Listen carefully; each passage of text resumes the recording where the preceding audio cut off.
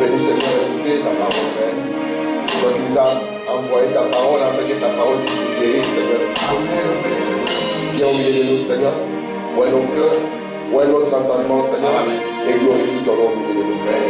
Apporte l'édition de la rédemption.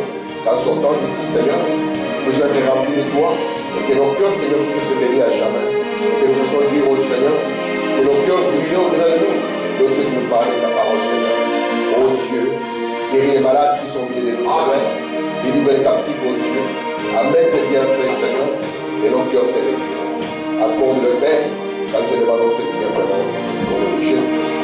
Amen. Que le Seigneur vous bénisse. Nous allons nous mettre debout pour lire la parole de Dieu. Nous allons lire dans l'Apocalypse chapitre 6. Nous allons commencer au verset 12. Il est écrit: Je regardais quand il ouvrit le 6e sceau, et il y eut un grand tremblement de terre. Le soleil devint noir comme un sac de crin. La lune entière devint comme du son.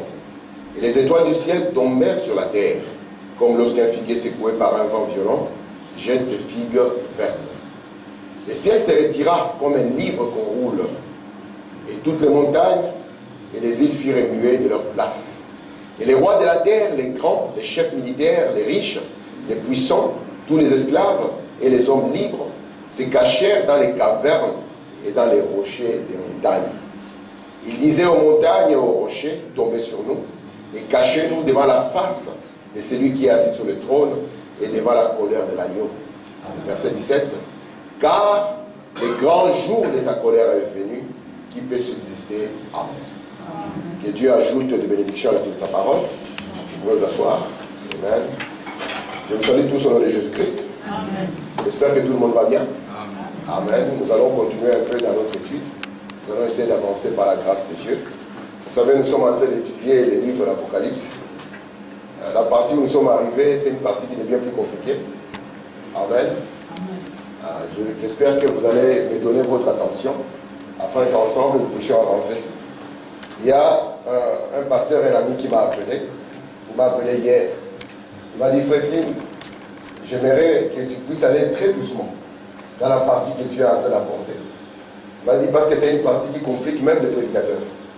Il m'a dit: si maintenant dans l'église il y a quelqu'un qui le comprend, alors tu auras accompli quelque chose. Amen. Est-ce que vous êtes prêts? Amen. Que vous sentez bien? Merci Seigneur. Donc, comme vous le savez, j'ai voulu par la grâce de Dieu faire un petit exercice. Frère nous a dit qu'un sceau, c'est une œuvre achevée. Et si Dieu achève une œuvre, donc Dieu est capable de prendre l'histoire, n'est-ce pas, et de vous montrer ce qu'il a accompli dans l'histoire. C'est pour cela que Branham nous a dit, Dieu avait un programme qui était en lui. Un service, il y a des choses qui étaient en Dieu.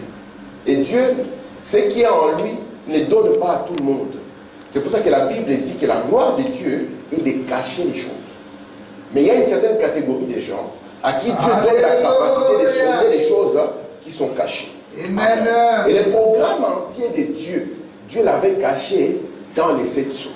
C'est pour ça qu'on voyait les livres qui étaient scellés, n'est-ce pas? Et les livres écrits en dedans et en dehors, et qui est scellé des 7 sceaux. Et Branham nous dit que le plan entier de la rédemption était caché dans ces sceaux. Amen. Amen. Amen. Donnez-moi des amens, sinon je ne sais pas prêcher. Hein. Sinon je chante et puis nous rentrons. Hein? Amen. Regardez. Le plan entier, donc ce qui était dans l'arrière de la pensée de Dieu, était caché. Où? Dans les 7 sceaux. Maintenant, quand les 7 sceaux sont dévoilés, nous pouvons comprendre ce que Dieu avait caché dans son programme. Parce que Dieu ne pouvait pas permettre qu'il y ait la chute et que l'homme puisse tomber sans que Dieu puisse avoir le moyen de pouvoir le ramener. Amen. Parce que notre Dieu, c'est un Dieu qui prend soin de nous. C'est pour ça que peu importe ce qui peut arriver, vous pouvez le voir peut-être que c'est difficile et que c'est mauvais, mais sachez que votre Dieu a un plan pour vous sortir de cela. Est-ce que vous êtes là? C'est Dieu qui avait permis qu'Israël soit esclave en Égypte. Mais Dieu avait, avant même de permettre cela, il avait dit cela à Abraham, que tes enfants seront esclaves, mais moi-même je viendrai, je les délivrerai. C'est pour ça que nous croyons que notre Dieu est plus grand que les problèmes. Dieu peut permettre que la maladie vous frappe, mais il a un moyen pour vous sortir de ça. Et quel était le moyen de Dieu pour nous guérir de nos maladies? C'était la mort de Jésus à la croix. Parce que la Bible dit, de ces meurtrissures, nous avons été guéris. Donc notre Dieu n'est pas un Dieu qui agit dans les hasards. Non. Dieu a un programme établi. Il faut vraiment dire, rien ne peut arrêter le programme de Dieu. Même la naissance de Jésus. Avant qu'il ne vienne, Dieu avait déjà prévu ça, n'est-ce pas?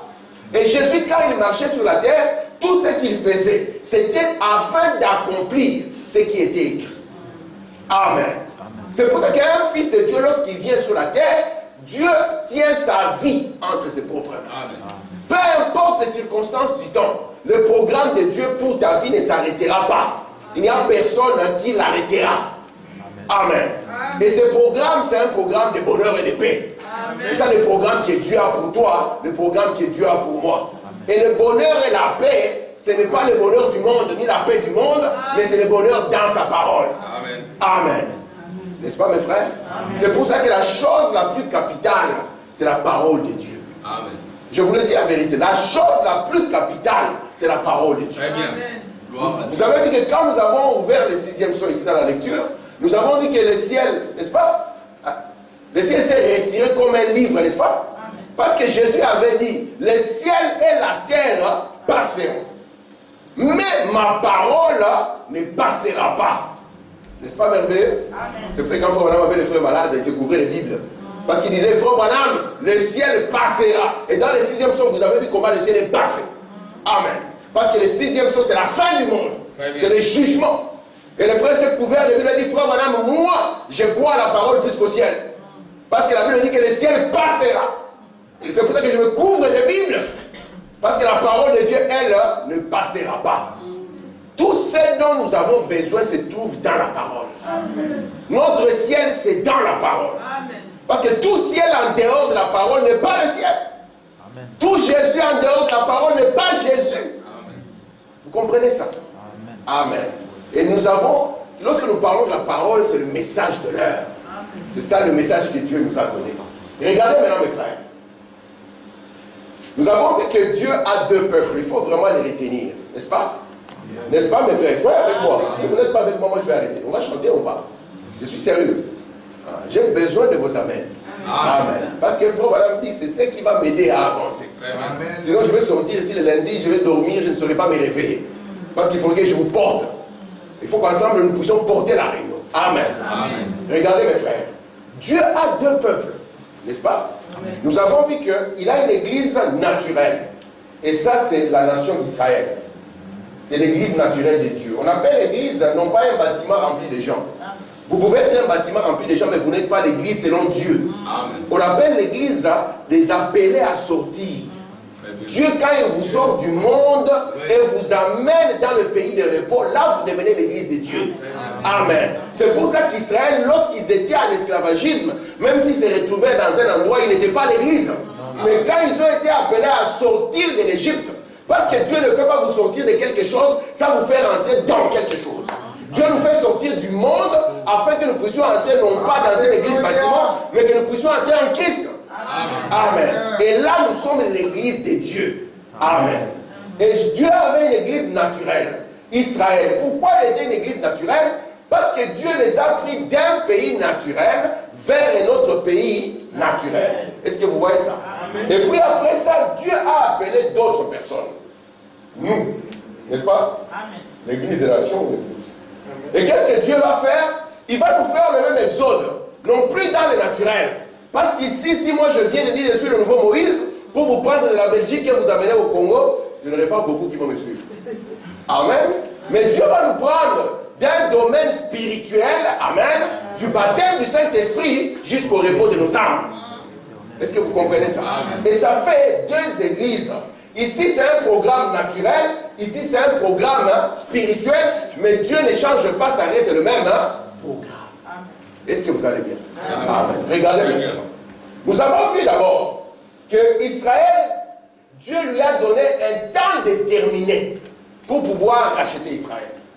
Si les gens pensent que Dieu oubliera Israël, c'est quasi impossible. Dieu ne peut jamais oublier Israël. Amen. Et Dieu a donné, si vous vous souvenez, il avait donné 70 semaines. Vous vous rappelez de ça, non?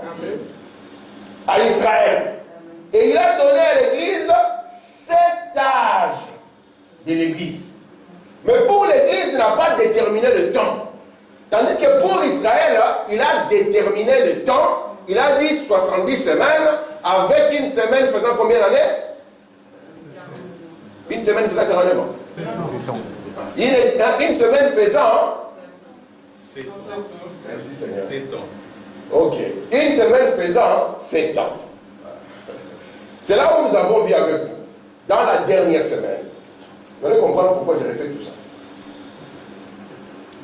Dieu, qu'est-ce qu'il a fait? Il a amené Jésus sur la terre. N'est-ce pas? Amen. C'est pour ça que j'ai dit que notre programme commence par la croix. Alléluia. Si vous ôtez la croix, automatiquement tout le programme tombe. Très bien. La bongo. C'est pour ça que moi je suis contre l'islam. Parce que l'islam a enlevé la croix. Ouais. L'islam a dit que Jésus n'est pas mort à la croix. Ils ont dit que c'est quelqu'un d'autre qui ressemble à Jésus qui est mort à la croix. Mais nous disons non. Le programme était que Jésus devait mourir. Parce qu'il est écrit, tu n'as voulu ni sacrifice ni offrande, tu m'as formé un corps. Amen. Amen. Et ce corps devait être le sacrifice de Dieu.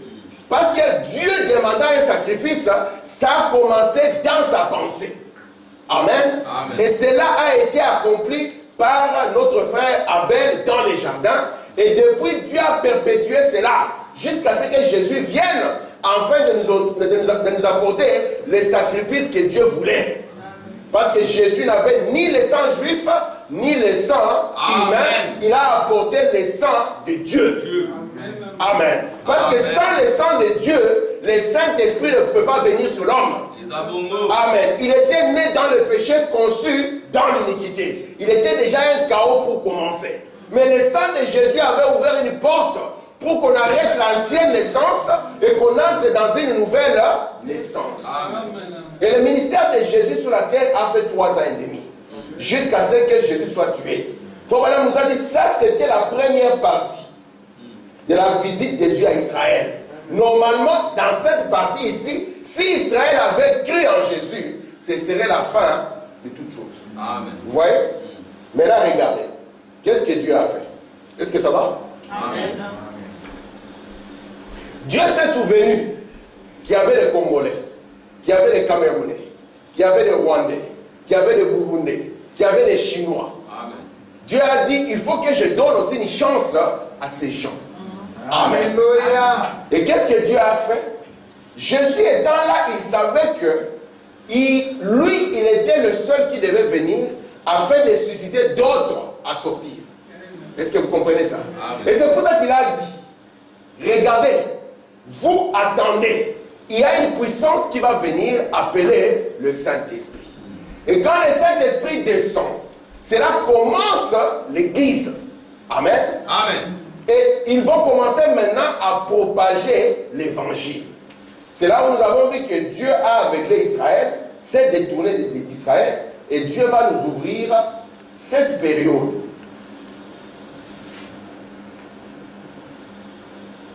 Et c'est cette période que nous avons appelée les 7 âges de l'Église. Dieu n'a pas déterminé de temps précis. Il nous a donné 7 âges de l'Église. Mais Dieu nous a dit, sachez que les 7 âges de l'Église se trouvent, n'est-ce pas, comme une brèche dans le temps que Dieu accorde à Israël. Est-ce que ça va, mes frères? Amen. Donc ici, nous aurons encore nos 3 ans et demi qui restaient pour que Dieu puisse aussi s'occuper d'Israël. C'est là où je vous ai dit, la manière dont Dieu ramène les gentils et la manière dont Dieu ramène Israël, c'est différent. Est-ce que vous comprenez ça? Amen. Ici, nous avons la rédemption par le sang. C'est la grâce de Dieu. Tandis qu'ici, nous avons la rédemption par le jugement. Vous comprenez? Le jugement, pourquoi? Parce qu'ils avaient rejeté la parole. Amen. Donc, le rejet de la parole apportera le jugement. Est-ce que vous comprenez ça? Amen. Parce que Dieu ne peut jamais vous amener à un jugement si, premièrement, il ne vous a pas averti. Or, les prophètes étaient venus déjà parler. Amen. C'est pour ça que nous devons faire attention. être des gens qui peuvent saisir l'opportunité de Dieu quand cela leur est accordé. C'est pour ça que la Bible dit, si vous entendez sa voix aujourd'hui, endurcissez vos cœurs. Parce que demain sera le jour. Non, il dit non, si vous entendez, profitez de l'occasion, demain ne vous appartient pas. Amen. Amen. Et ceux-là qui n'ont pas écouté Dieu ici, devaient maintenant subir un jugement, afin qu'ils soient ramenés par le jugement. C'est comme votre propre enfant. Quand il ne marche pas dans la voie que vous voulez, parfois vous l'amenez en jugement, mais votre amour ne le quitte pas. Amen. Est-ce que vous comprenez ça? Très bien. Amen. C'est ainsi que nous devons aussi faire attention. C'est pour ça que je vous ai dit, Branham nous a prêché un message qu'il a intitulé une action, vous voyez, une réaction à toute action. Vous comprenez? Amen. Ou bien la loi de on paye ce qu'on a fait. Si tu fais du bien, tu payes le bien. Si tu fais le mal, tu le payes encore. Amen. Et quand un homme est intelligent, il sait cela. Et quand un homme n'est pas intelligent, il dira Dieu même, alors tous les coups sont permis. Oui, l'amour de Dieu est avec toi. Mais tout ce que tu feras, tu le payeras. Très bien. Les abongos. Tout ce que tu fais, tu le payeras. Et imaginez, Israël ne l'a pas fait exprès. Ils ont été aveuglés, mais Dieu a quand même fait payer cela. Alléluia. Ève a été séduite. Mais est-ce que la facture n'a pas été donnée? La facture est arrivée. C'est pour ça que nous devons faire très attention et devenir très intelligents. Parce que chaque décision que nous prenons, nous devons voir est-ce que cette décision est dans la volonté parfaite de Dieu. Très bien. Nous ne devons pas être des hommes limités qui voient seulement ici. Nous devons voir avec les regards de Dieu. Amen. Si moi je prends la décision aujourd'hui, moi, frère Tim, je ne veux plus prier. Quelles seront les conséquences qui couleront de cette décision? Très bien. Vas-y. Alléluia. Un jour, il y a un ami de Frère Branham, il est venu, Frère Branham, écoute, moi à partir d'aujourd'hui, je ne sers plus le Seigneur. C'était une décision. Branham ne nous a pas dit que l'amour de Dieu a quitté cet homme. Non. Mais il nous a montré comment Dieu a retiré la vie à cet homme. Ouais. Amen. Amen. Et quand nous sommes des gens intelligents, je vous dis ici, nous ne sommes pas ici parce que nous avons peur d'aller en enfer. Non.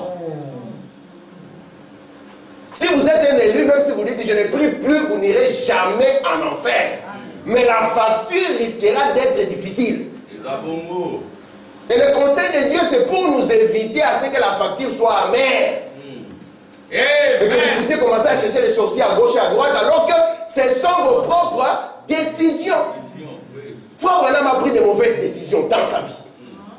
Cela lui a coûté presque sa femme, sa fille, son frère et son père. Et après un moment, on lui a posé la question, Frère Branham, est-ce que tu diras toujours que Dieu est bon?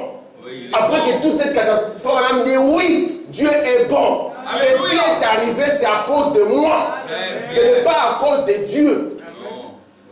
C'est pour ça que la Bible dit que laissez que ce qui s'est passé puisse nous servir de leçon. Et Branham a dit, laissez que mes erreurs deviennent pour vous des tremplins. Tremplin, ça signifie quoi? Si c'était un tour, tu comprends déjà par moi, je suis tombé là-bas, donc toi tu viens, tu contournes, tu continues. Et tu dis gloire à Dieu, parce que mon père m'avait prévenu. Israël va mourir à cause de ce qu'ils ont fait ici.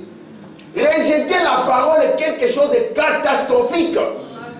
C'est parce que les gens pensent que Jésus c'est un monsieur quelque part avec une barbe. Ils ne comprennent pas que rejeter les principes bibliques, c'est une catastrophe. La catastrophe d'aujourd'hui, ce n'est pas une mort charnelle, c'est rien du tout. C'est pour ça qu'avec Rome, ça a marché pendant un moment, et puis j'ai oublié une citation. Vous comprenez? Jésus a dit, ne craignez personne qui peut tuer la chair.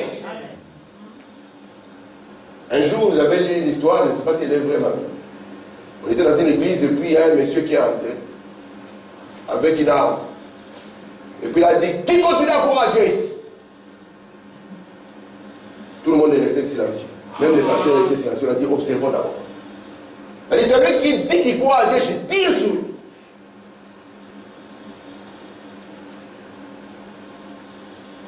Le pasteur s'est levé et dit, moi je crois à Dieu. Il était prêt. Et alors on a dit, ok, avant que le massacre ne commence, que ceux qui disent qu'ils ne croient pas en Dieu prennent la porte. Une bonne partie est sortie. Il a dit, pasteur, tu peux continuer le culte. Tu as maintenant les croyants. Amen. Nous devons aimer Dieu. Et Dieu, c'est la parole. Amen. Je vous dis que ce qui est dans la Bible, c'est pour notre bien. Amen. Je vous le dis, c'est la vérité. Ce qui est dans la Bible est pour notre bien. Enfin, Tim, est-ce que ne pas porter les pantalons, est-ce que c'est quelque chose? Est-ce que les pantalons, c'est mauvais? Oui, les pantalons, c'est mauvais. Amen. Vous avez déjà vu comment est-ce que les gens, pour entrer dans un pantalon, ils se battent? Des femmes, ils sortent là-bas, il faut dire, ils deviennent comme des saucissons de Francfort. Ouais. Maintenant, vous ne comprenez pas l'aspect spirituel de ça. Il y a des gens, ils se trouvent en pantalon, c'est comme s'ils ne portent même pas des habits. Son corps est complètement dessiné. Il faut vraiment dire, Jésus avait dit dans sa parole, Amen. si un homme regarde une femme et qu'on voit cette femme dans son cœur, il est coupable. Amen. Mais il faut vraiment va plus loin. Il dit, vous femmes qui avez permis que cela arrive par vous. Qu'est-ce que Dieu vous dit? Est-ce que vous comprenez ça? Donc, le conseil que Dieu donne, il n'y a personne qui pourra faire mieux que Dieu. La science a dit, nous allons sortir. Dieu quand il a créé l'oiseau le plus sale, le poulet, hein, vous vous souvenez, non? Lorsque Dieu l'a créé, Dieu lui a donné une période par laquelle il doit grandir. Est-ce que j'ai bon? L'homme est venu, il est entré dans le laboratoire de Dieu. Il a dit, les histoires de Dieu, ça tarde. Nous voulons vite fait.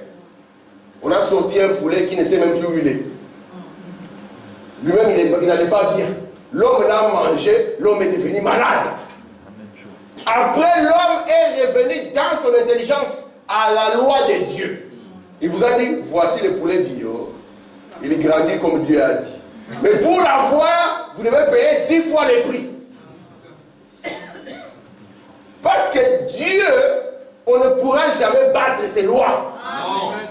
Amen. On ne pourra jamais battre ses lois. Quelle que soit la manière où vous dites nous sommes devenus intelligents, vous ne battrez jamais les lois de Dieu.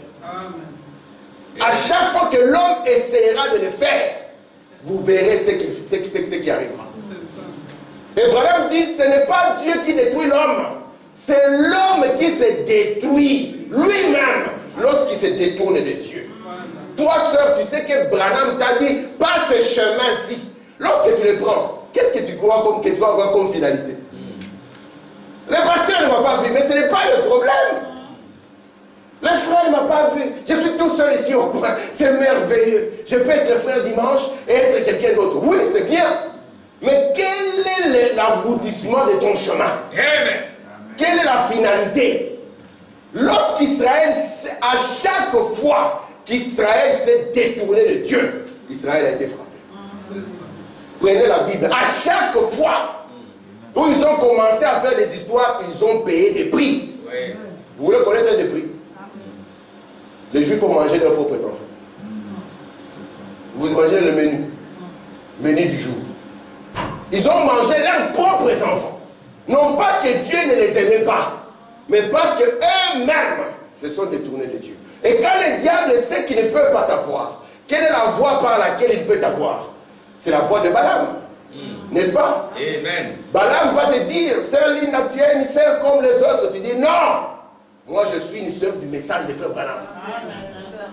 Amen. Amen. Parce que quand on vous dit vous êtes comme les autres, les problèmes commencent. Balaam avait essayé de maudire Israël, n'est-ce pas? Que c'est dans la Bible, non? Est-ce qu'il est parvenu? Non. À chaque fois qu'il ouvrait la bouche, au lieu qu'il puisse maudire, il bénissait Israël. Il a compris que ce que Dieu a béni, personne ne peut le maudire. Est-ce que c'est vrai? Amen. Mais ce que Dieu a maudit, même si le monde entier dit c'est bon, c'est maudit. C'est pour ça qu'ici nous sommes pour maudire ce que Dieu a maudit. Amen. Dieu a maudit Rome. Et c'est pour ça qu'ici nous tenons à dire que peu importe les habits blancs, c'est une malédiction. Amen. Vous ne croyez pas, vous avez peur. Hein? Amen. Dieu a maudit Rome. C'est dans la Bible. Vous ne savez pas ça? Amen. La malédiction est sur Babylone. Viens, je te montrerai. Apocalypse 17. Et puis après, tu vois le jugement. Amen. Est-ce que ça va? Amen. Dieu, quand il vous bénit, personne ne peut enlever ça. Amen. Mais pourtant, le jugement peut tomber sur vous, alors que vous êtes les bénis de Dieu. Comment? Balaam a dit non, amenons-le à briser la parole. Alors leur propre Dieu se chargera d'eux, même pas les diables. Leur propre Dieu se chargera d'eux. Parce que Dieu est un père, il n'est pas un grand-père. Amen. Amen. Dieu est un père, il n'est pas un. Merci Seigneur. Voilà. Le temps est parti. On n'a pas encore commencé. On reste à 15 heures. Amen. Amen. Seigneur a dit, frère Tim, non, hein. J'aime le Seigneur, mais là quand même. Hein. Alors, continuons. Vous voyez par intelligence que nous ne devons pas prendre les chemins d'Israël. Vous devez savoir qu'il n'y a rien de nouveau sur la terre. Vous comprenez ça? Il n'y a rien de nouveau. Est-ce que vous comprenez ça? Amen. La vie que vous menez sur la terre, c'est une vie que quelqu'un d'autre a déjà menée. Parce que les esprits ne meurent pas. Est-ce que vous comprenez ça? Amen. Non, la vie que vous menez sur la terre, vous n'êtes pas les premiers. J'ai l'habitude de dire à mes enfants, vous n'êtes pas Adam. Parce qu'il va penser que toi, quand tu étais enfant, tu n'avais pas fait comme lui.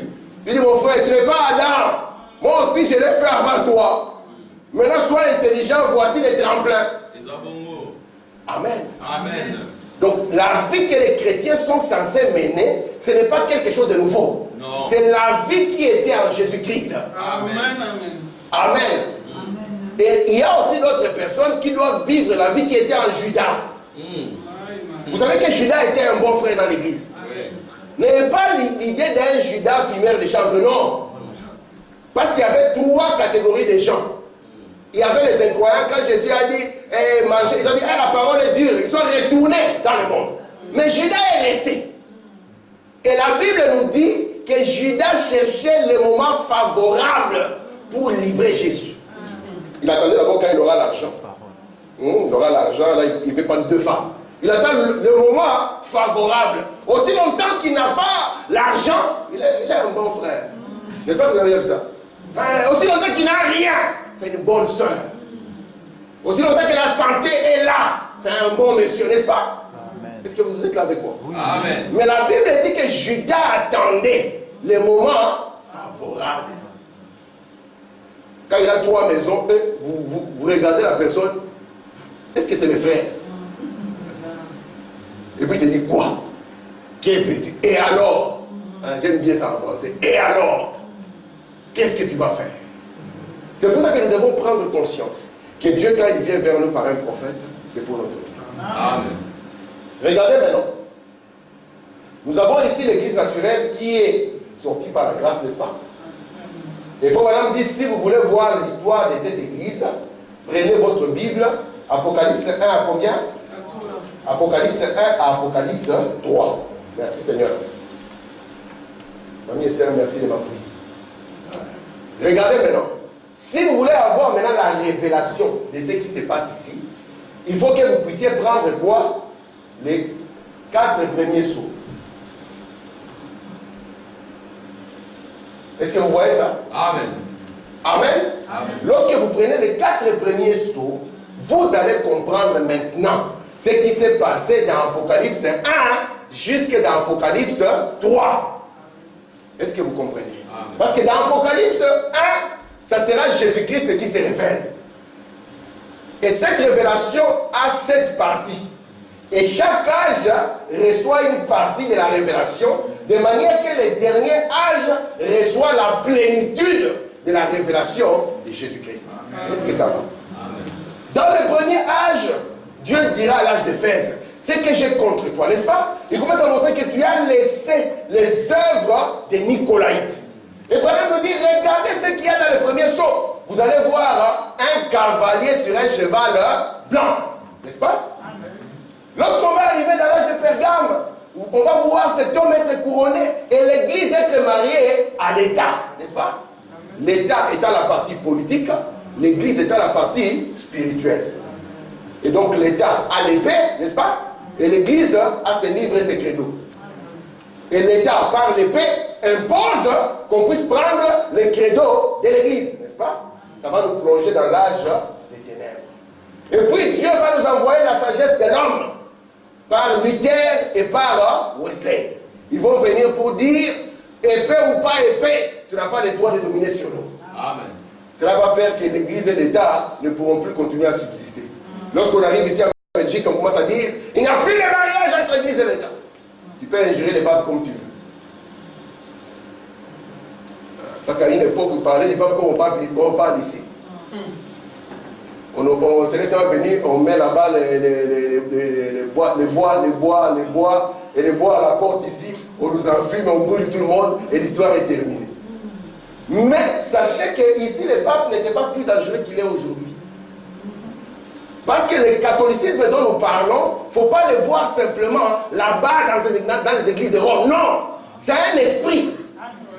Est-ce que vous comprenez ça? Amen. C'est un esprit qui est anti-parole et qui attache les gens à l'église et pas à la parole. Amen. Est-ce que vous comprenez cet esprit? Ça attache les gens à l'église, mais pas à la parole. Si vous êtes attaché à l'église, la finalité c'est quoi? Au commencement était l'église, Serlina?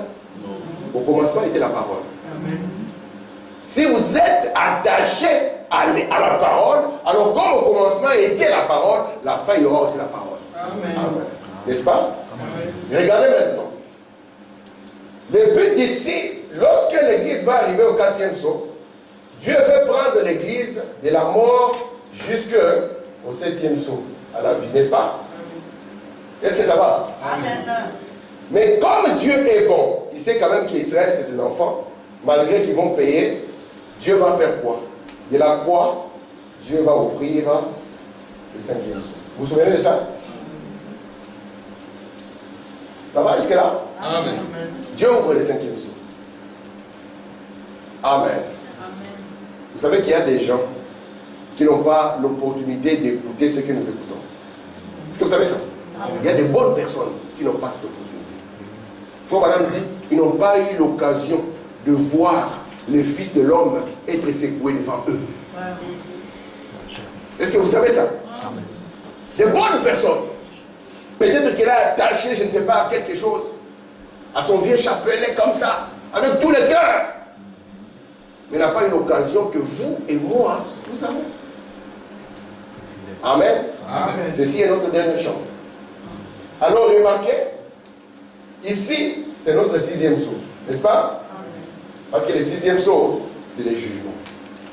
Merci Seigneur. Je commence à rentrer dans ma leçon. Même si je vais faire peut-être 10 minutes, mais je commence à rentrer dans ma leçon. Regardez mes frères. Ici, je vous ai présenté un plan qui est linéaire. Vous voyez? C'est un plan linéaire comme ça. Mais en réalité, le plan de Dieu ici n'est pas linéaire. On l'a compris, n'est-ce pas? Regardez comment il n'est pas linéaire.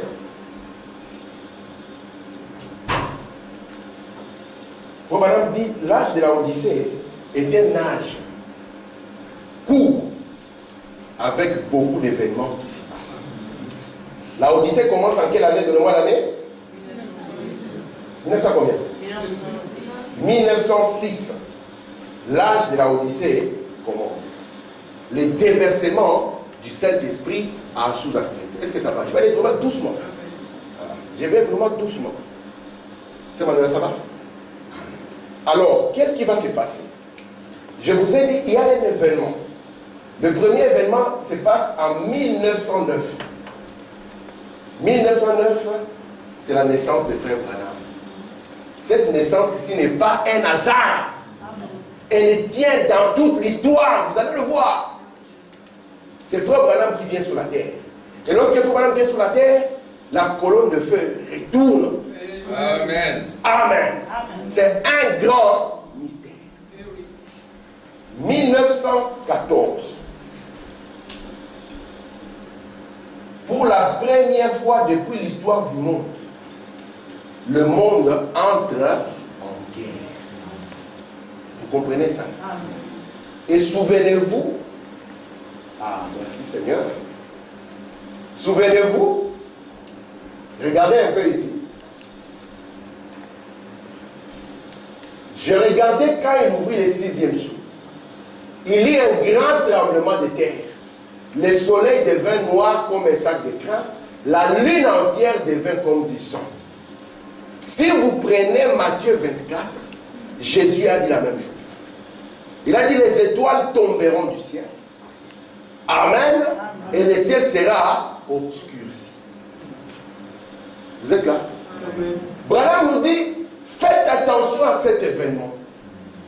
Parce que lorsque nous allons voir, nous trouvons que si cet événement n'était pas arrêté, parce que regardez ici, car le jour de la colère est venu, qui peut subsister?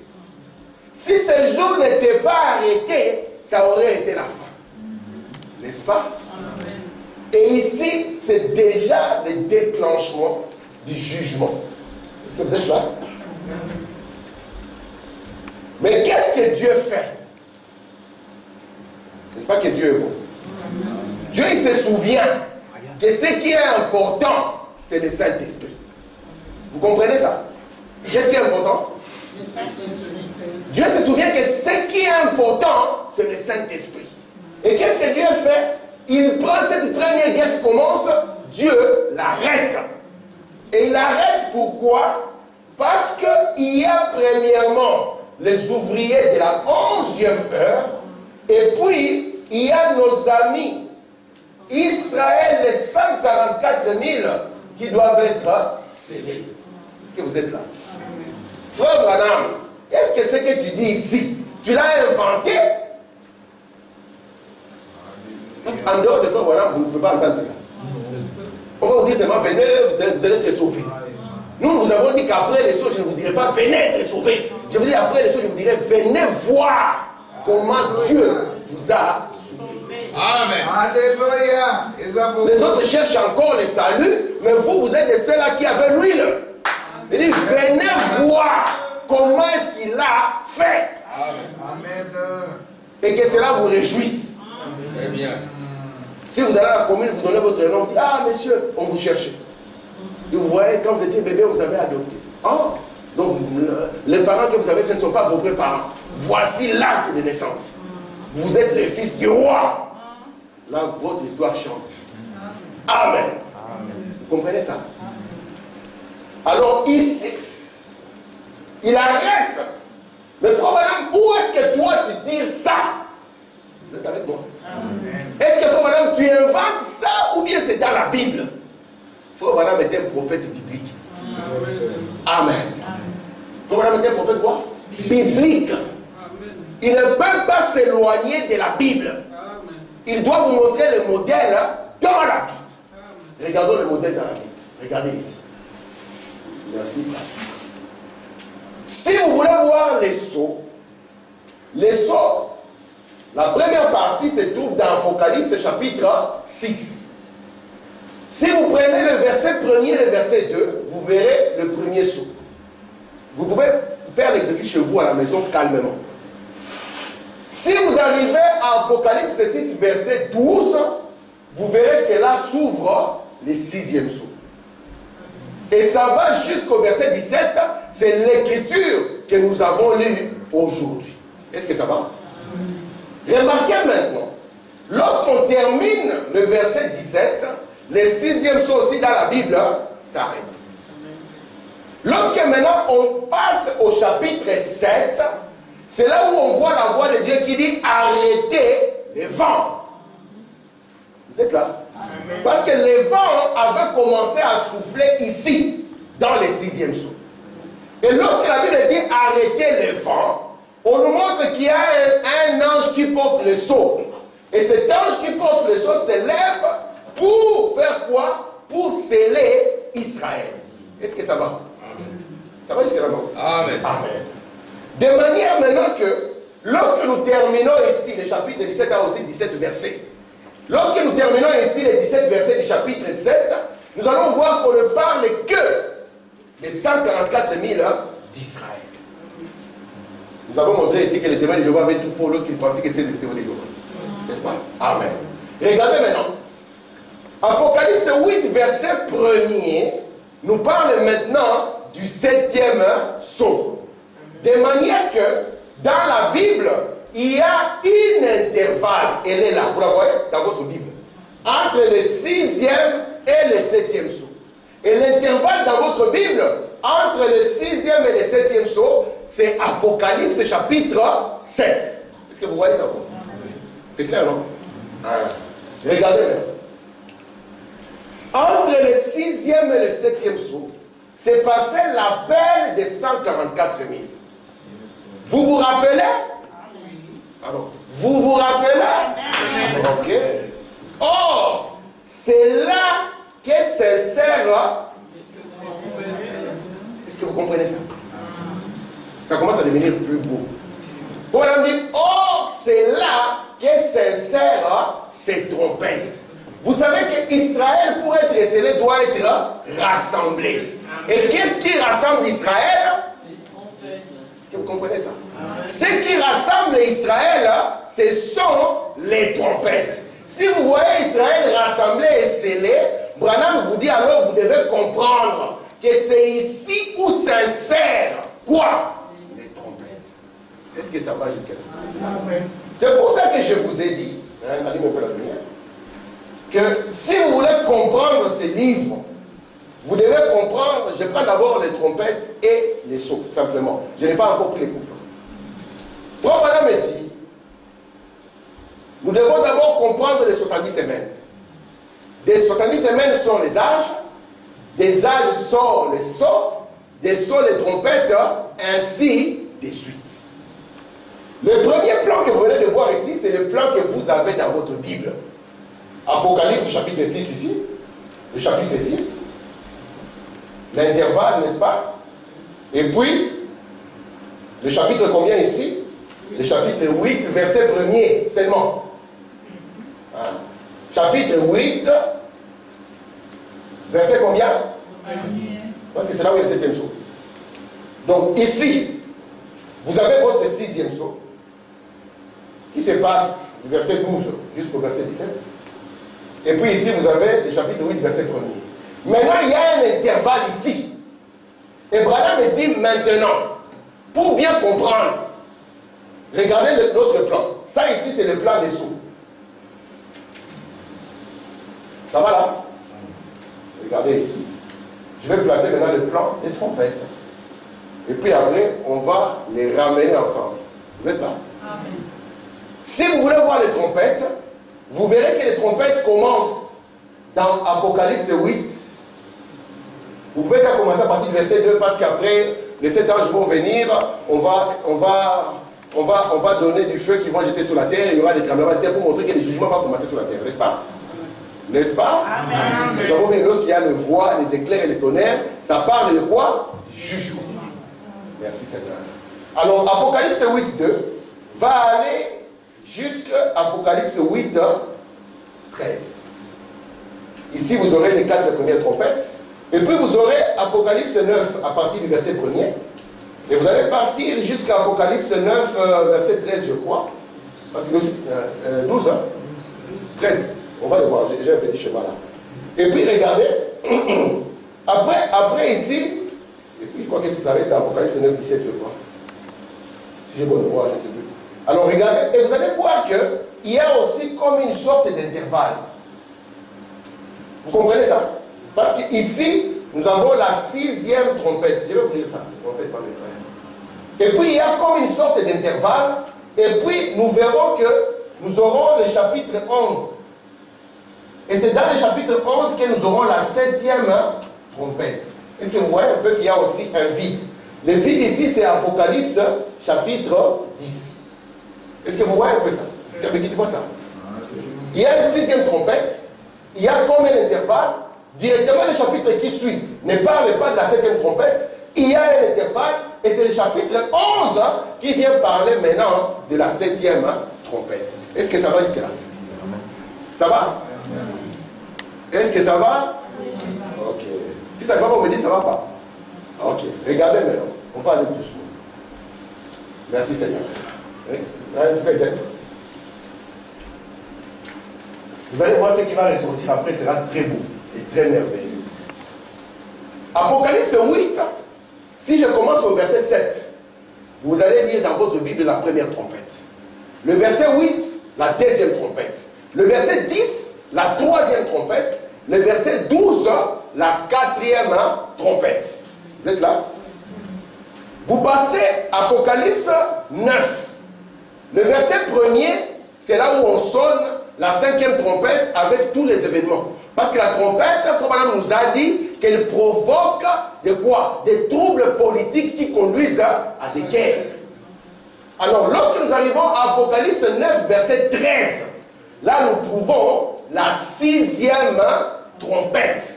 Est-ce que vous êtes là? Ok. Maintenant, la 7e trompette, si vous regardez dans votre Bible, elle ne se trouve pas dans le chapitre 10. Elle se trouve dans le chapitre 11 au verset 15. C'est là où il y a la 7e trompette. Amen. De manière qu'entre la 6e trompette et la 7e trompette se trouve aussi une sorte d'intervalle. Est-ce que vous voyez ça? Amen. Ça va jusque là? C'est Linda? Ça va jusque là? Merci Seigneur. Pardon? Non. J'ai fait ceci pour qu'on étudie, n'est-ce pas? Non, pour que vous rentrez, vous prenez votre Bible. Ne prenez pas les brochures, prenez d'abord la Bible. Regardez dans la Bible. Comptez, vous allez dire, ah, nous commençons à voir l'intervalle. Regardez maintenant. Je peux continuer? Amen. Frère Samuel veut prendre la photo. Mais je te l'envoie, Frère Samuel. Oui, c'est pour là. Ah ok, merci. On va prendre la photo. Merci beaucoup, Sœur Leville, c'est bien. Il faut que tu étudies. Il faut que les sœurs soient aussi capables de ne pas partager simplement les recettes et les épices. Qu'elles soient capables de défendre les droits de l'agneau, n'est-ce pas? Amen. Amen. Merci Seigneur. Parce que si tu es une sœur et que tu croises un jour le pape François, si tu ne connais rien de ceci, tu vas aller embrasser la bague. Ouais. Comme tout le monde va embrasser la bague, toi tu vas courir. Ah, quand j'étais petit, j'ai rêvé ça. Amen. Quand on était petit, on était en mission de dire on va devenir le premier pape noir. Oh Seigneur. Dis Seigneur, loin de moi cette inspiration. Amen. Merci Seigneur. Regardez maintenant. Donc nous voyons qu'il y a une brèche que Dieu a mis. Et cette brèche se trouve entre la 6e trompette et la 7e trompette. Maintenant, dans l'histoire de la parole, nous pouvons savoir quand est-ce que ces trompettes ont sonné. Je vous ai dit, les 5 premières trompettes sont liées au premier malheur. Et le premier malheur, c'était la première guerre mondiale. Souvenez-vous, dans la 5e trompette, c'est quoi? C'est une étoile qui tombe du ciel. Parce que le 6e saut, quand il s'ouvre, nous avons vu avec vous que ce sont les étoiles qui tombent du ciel. Amen. Et quand cette étoile tombe du ciel, il faut madame dire, observez cette étoile. Elle vient pour ouvrir l'abîme. Vous comprenez ça? Amen. Et il faut madame dire, qu'est-ce qui sort? Le roi monte des abîmes. Et madame dit, qui est ce roi? Branham va à Apocalypse chapitre 17. Il nous montre que c'est un esprit qui vient pour s'incarner dans un homme qui se trouve à Rome. Vous comprenez ça? Et prenez l'histoire. Regardez ce qui s'est passé en 1939. Parce que la première guerre mondiale va commencer en 1939. Oui. Vous êtes avec moi? Amen. En 1939, un homme. C'est pour ça qu'on a dit, peu importe l'onction que vous avez sur vous, quel genre d'onction avez-vous? C'est lui qui était nonce apostolique en Allemagne avant, au temps des nazis, et couronné pape. Il s'appelle Pie XII. Vous comprenez ça? Amen. Faut vraiment dire, faites attention. Il est le chef des esprits qui vont venir après. Amen. Merci Seigneur. Lisons. Le 6e ange sonna de la trompette. J'entendis une voix qui venait des 4 cornes de l'autel d'or qui est devant Dieu, en disant au 6e ange qui avait la trompette, délie. Vous voyez, les 4 anges qui sont liés sur le grand fleuve d'Euphrate. Les 4 anges qui étaient prêts pour l'heure, le jour, le mois et l'année, furent déliés. Ils furent déliés pourquoi? Pour qu'ils amènent des brochures aux gens. Non. Pour qu'ils amènent des bénédictions. Écoutez, afin qu'ils tuassent les tiers des hommes. Écoutez, le nombre de cavaliers de l'armée était de 2 myriades de myriades. 2,000. C'est ça en anglais. 200,000. Regardez. J'entendis le nombre. Écoutez. Alors, maintenant ils sont ici pour comprendre. Alors les vents ont été lâchés de nouveau. Vous savez que quand le sixième saut s'est ouvert, la Première Guerre mondiale, les vents avaient été lâchés. Et puis qu'est-ce qu'on a dit? Arrêtez les vents. Quand on a arrêté les vents, qu'est-ce que Dieu a fait? Il a ouvert une porte pour que le message soit répandu. Amen. Amen. Et puis après, nous allons voir ici que les vents sont lâchés de nouveau. N'est-ce pas? Et quand les vents sont lâchés de nouveau, nous sommes à la sixième trompette. Vous comprenez ça? Et la sixième trompette va nous lâcher des 100 000 cavaliers. Regardez ici. Alors les vents ont été lâchés de nouveau. Depuis la Première Guerre mondiale, il y a constamment eu des persécutions contre les Juifs. Hitler fut suscité pour la Seconde Guerre mondiale. C'était un petit bébé. Mais lorsque Dieu les regardait, sachez que c'est un esprit suscité pour la Seconde Guerre mondiale. Amen. Quand il vint, il s'est mis à quoi? Il allait détruire le monde entier. Tous les gens sont d'accord, ils savent ça. Vous savez que l'Allemagne n'avait pas beaucoup d'alliés en Europe. Non. Il a fallu le monde presque entier pour arrêter l'Allemagne. Les Américains sont entrés, les Britanniques sont entrés. Donc on a amené même les colonies. Paris a été libéré par des Noirs. Même si on a caché dans l'histoire. Ce sont les tirailleurs sénégalais qui ont libéré là-bas. Les Abongos. On est parti chercher des Noirs en Afrique pour qu'ils viennent se battre contre un homme qui avait quelques alliés seulement. Mais il était tellement fort qu'on ne savait pas comment on va l'arrêter.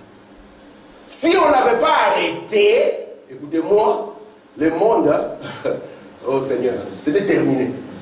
Faut nous dire, il était loin par abandon, l'ange de la destruction. Vous voyez ça? Est-ce vrai? Il allait les détruire complètement. Vous savez que quand l'Allemagne a perdu Paris, Hitler a appelé au téléphone le général, il a dit détruis Paris. Le général a dit ça devient dur ici. Il a parlé avec lui, il a dit hey, papa, tu vas porter le problème. Il a laissé Paris. Mais lui, il voulait détruire tout. Il disait que si vous ne voulez pas, même l'Allemagne, on doit la raser. Il était un homme pour détruire. Est-ce que vous comprenez ça? Amen. Amen. Regardez maintenant ici. Apocalypse 9, 13. C'est ce que nous avons lu. Sous quelle trompette? La sixième trompette.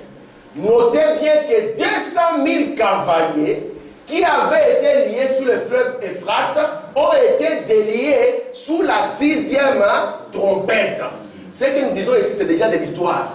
La sixième trompette a sonné. Ce sont les événements que vous allez voir se dérouler durant la Deuxième Guerre mondiale. Maintenant, regardons la parole pour voir si ça correspond. Amen. Regardez.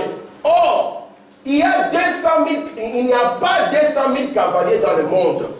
Pourtant, il y avait 200 000 cavaliers quand cette trompette a sonné. Est-ce que vous êtes là? Soyez avec moi. Amen. Amen. Vous êtes là? Amen. Merci Seigneur. Écoutez, madame. Ce n'était pas des chevaux naturels. Non. Il y avait pour souffle du feu, ils avaient des cuirasses de jaspe, ils avaient des queues et la bout de queue ressemblait à un serpent, une tête de serpent au bout de la queue qui piquait. Pour me dire, c'était des chevaux spirituels, des démons spirituels, des chevaux de bataille qui avaient été liés sur l'Euphrate toutes ces années, des démons surnaturels. Est-ce que vous comprenez ça? Amen. Comme maman Angèle me disait, il y a des tribus là-bas chez nous au Congo. Quand lui il entre en colère, il entre en transe. Lui, il faut que le sang puisse couler. C'est un esprit. Vous comprenez? Ce n'est plus la personne. C'est un esprit qui s'est saisi de la personne. Et il montre ici, Hitler en tant qu'humain, il pouvait être un frère gentil. Mais le problème, c'est l'onction ou l'esprit qui est venu sur lui. Vous comprenez ça? Il y a eu un défoulement des esprits. Des esprits, non pas simplement de tourment, mais des esprits qui sont venus en fait que les gens soient capables de tuer d'autres personnes. Est-ce que vous voyez ça? Amen. Regardez. Qu'est-ce que c'était? Maintenant, écoutez. Écoutez attentivement ici. Voilà, me dit, la sixième trompette, c'était quoi? Voilà, on va dire quelque chose que personne ne va jamais penser. L'ancien empire romain était ranimé. Vous allez comprendre. La persécution des Juifs. Vous vous souvenez, en l'an 70, qu'est-ce qui s'est passé? Il y avait Rome qui était venu pour détruire les Juifs. Vous vous souvenez de ça, non? Et quand Rome a détruit les Juifs, jamais plus on a entendu que Rome s'est attaqué aux Juifs. N'est-ce pas? On a dispersé les Juifs partout dans le monde et l'esprit de Rome a commencé à chasser les chrétiens, n'est-ce pas? Vous comprenez ça? Branham continue. Ils avaient été liés pendant près de 2000 ans sur le fleuve de Frate sans pouvoir traverser vers la promesse. Une secte religieuse qui cherchait à passer sur l'autre rive. Vous allez comprendre. Les Frates, vous le savez, traversaient l'Éden. Mais ils étaient liés. 200 000 démons de persécution. Les démons là qui avaient détruit les Juifs, ce sont des démons qui n'avaient plus l'occasion de revenir pour s'attaquer aux Juifs. Vous comprenez ça? C'est comme cela qu'ils étaient liés dans cette position-là. Quand Rome a continué, Rome est devenue une église chrétienne. Vous comprenez ça? Et quand Rome est devenue une église chrétienne, à un moment, ils avaient l'épée parce qu'ils avaient l'État. Mais après un moment, ils n'avaient plus l'épée parce qu'ils n'avaient plus l'État. Donc Rome est restée une église. Comment l'église là pouvait s'attaquer aux Juifs? William Branham dit il était impossible que cette église s'attaque aux Juifs parce que l'église a pris des traditions chrétiennes.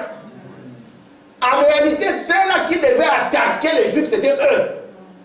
Mais ils ont pris des traditions chrétiennes. Ils n'avaient plus l'épée de l'État. Est-ce que vous êtes là? Amen. Amen. Merci Seigneur. Vous savez ce que Pie XII a proposé aux Juifs? Parce que depuis qu'on a commencé à les tuer, le monde entier a attendu qu'ils disent même un mot. Il n'a jamais sorti un seul mot. Il a juste proposé de devenir des catholiques. C'était le meilleur moyen de s'en sortir. Et il y en a qui sont devenus catholiques. On les a quand même massacrés. Amen. Regardez. Remarquez ce qui se passe sous cette 6e trompette. Ils ont été lâchés sur les Juifs. La persécution des Juifs. Des démons surnaturels pendant près de 2000 ans qui ont été lâchés par Staline, Hitler sur les Juifs. Donc l'esprit là, c'est pour ça que je vous ai dit, lorsque vous regardez Hitler, vous allez voir qu'il ressemble à l'empire romain païen.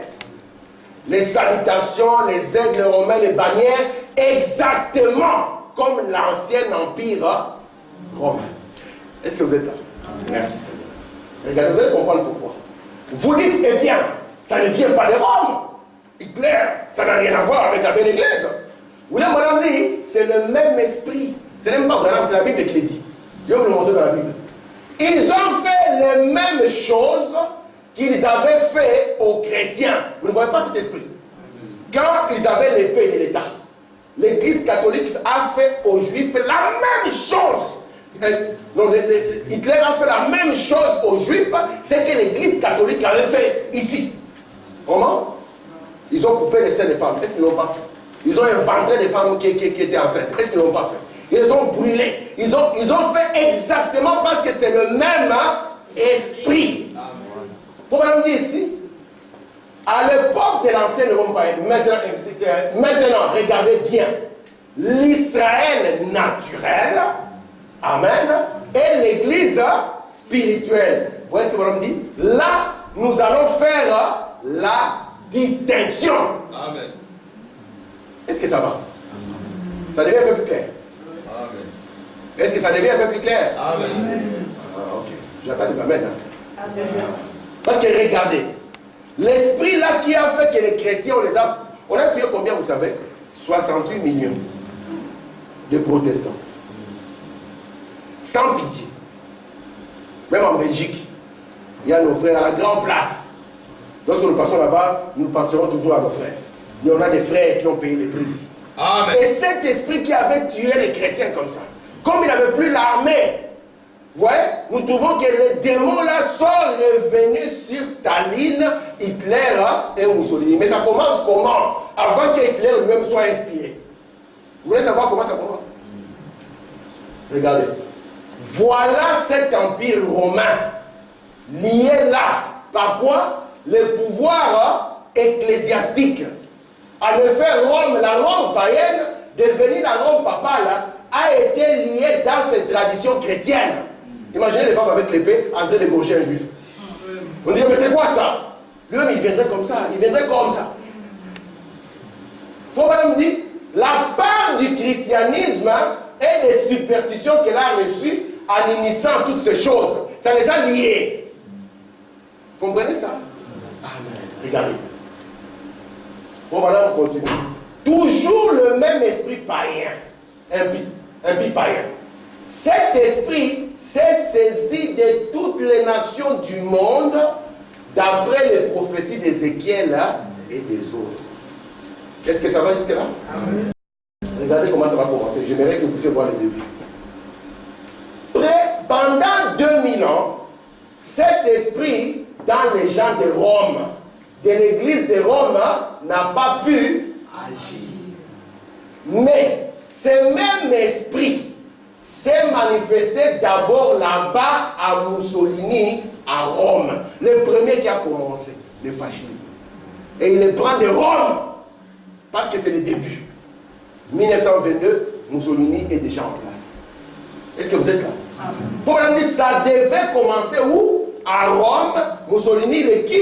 Les dictateurs. Je prends 5 minutes, c'est tout. N'est-ce pas? 5 minutes. Merci Seigneur. Regardez. Donc, sous ce 6e sceau, c'est 200 000 démons spirituels qui ont commencé à Rome. En Allemagne, Hitler. Vous voyez pourquoi Mussolini et Hitler devaient se mettre ensemble. Ils avaient la même structure de l'ancienne Rome. Prenez les photos. Si vous voulez, j'amènerai les photos. Amen. Remarquez dans la Bible, ils n'ont jamais reçu le pouvoir comme roi. N'est-ce pas? Regardez, ils n'ont pas été couronnés. Un dictateur n'est pas un roi couronné.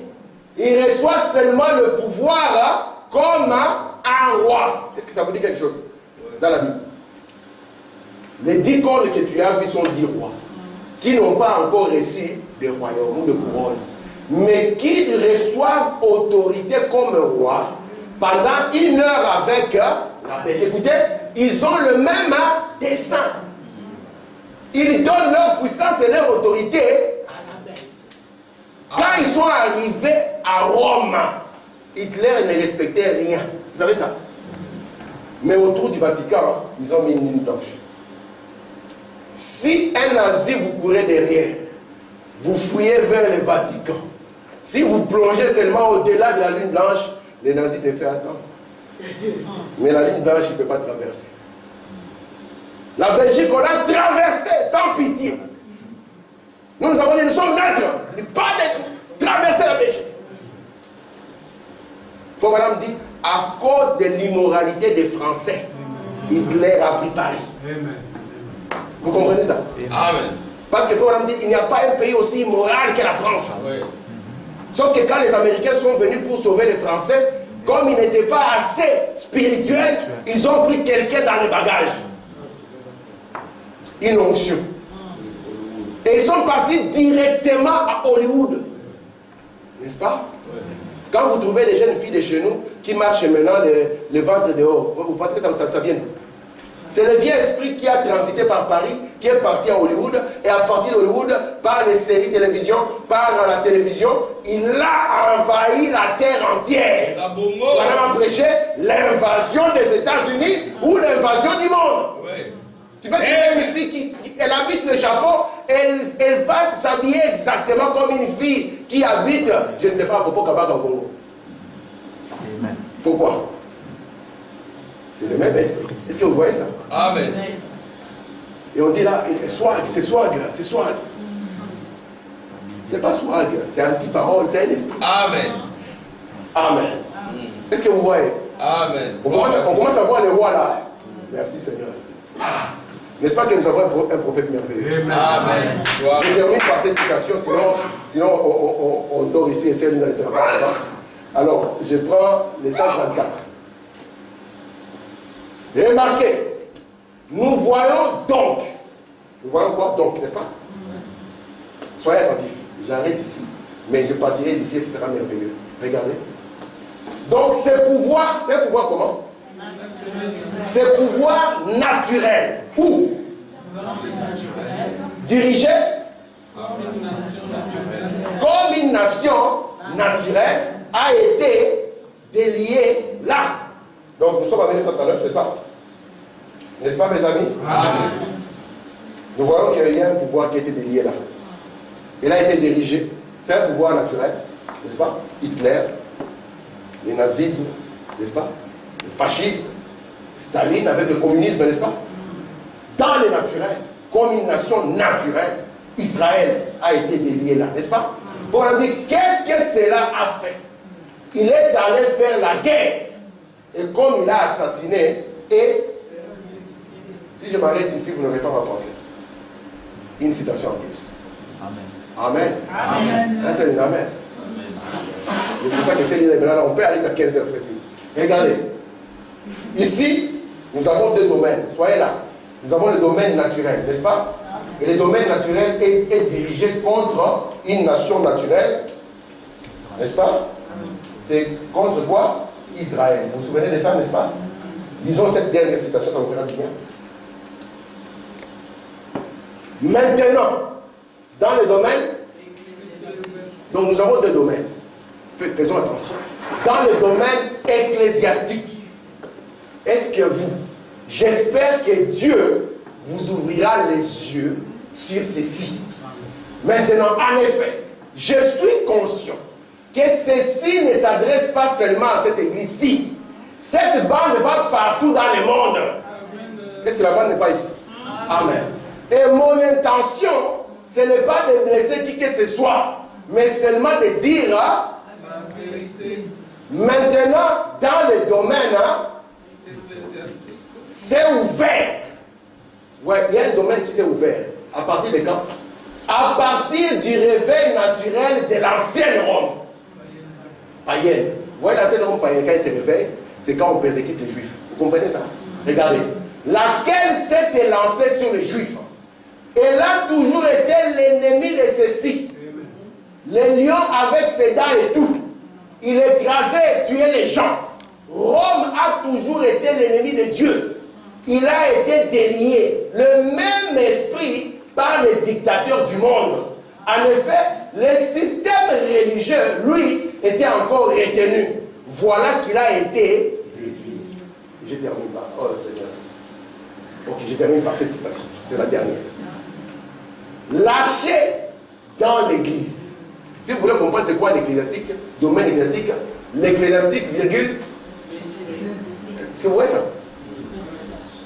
Donc, lâché dans l'église, je vais revenir sur ça. Je vais vous laisser cette dernière citation et on partira d'ici. Lâché dans l'église, virgule, l'ecclésiastique, l'esprit. Lâché sur quoi? Pas sur les dénominations, sur l'épouse. Mais ici, vous allez le saisir. L'épouse ne connaîtra pas cette période-là. La Bible dit que non. L'église, oui, mais pas l'épouse. Ne pouvez-vous pas le voir? Vous, les prédicateurs, vous le voyez. N'est-ce pas, mes frères? Que le Seigneur vous bénisse. Est-ce que ça a rendu un peu encore les chemins plus clairs? C'est un événement. Ok, que Dieu vous bénisse. On va se mettre debout.